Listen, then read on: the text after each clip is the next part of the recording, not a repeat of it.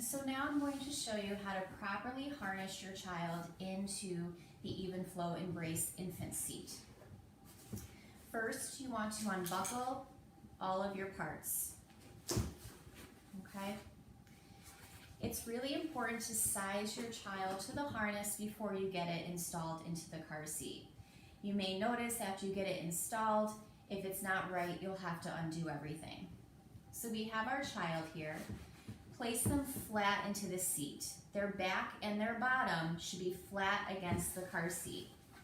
Place the harness over them and check the shoulders.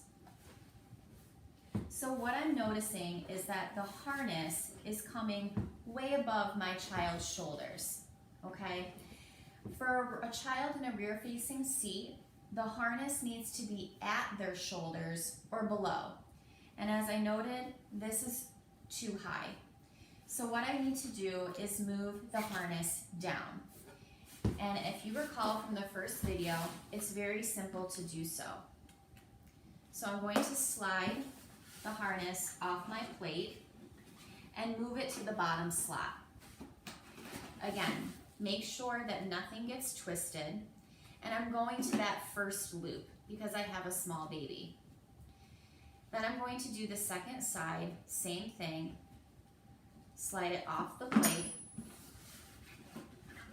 Again, make sure the straps do not get twisted, and bring it back through and attach it to the metal plate.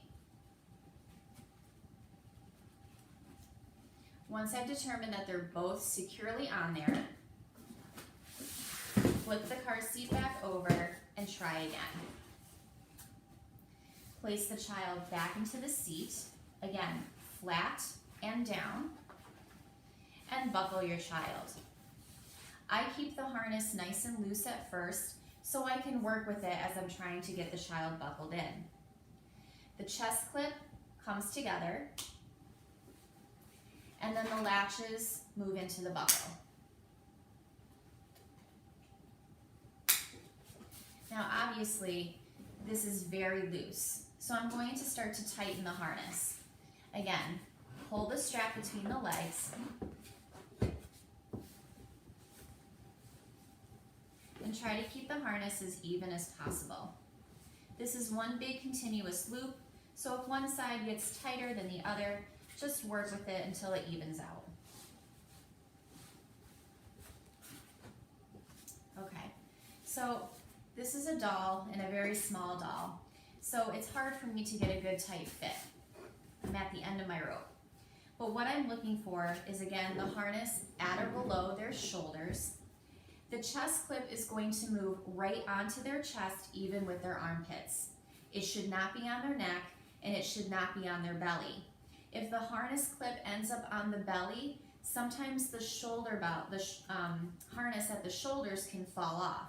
We don't want that. We want your child to stay put in a crash. So once I have it buckled and tightened, I'm going to check to make sure it's tight enough. And the way that we do that is through the pinch test. So take your two fingers just like this and try to pinch the webbing right at their collarbones. If you can grab the fabric, and I'll loosen this up so you can see what I mean. See how I can pinch it, I can grab it? That means there's space here. So you want to make sure that it's so snug that your fingers basically fall off the webbing because you can't pinch it. This is a proper harness, okay? At or below the shoulders, chest clip at armpit level, and it passes the pinch test.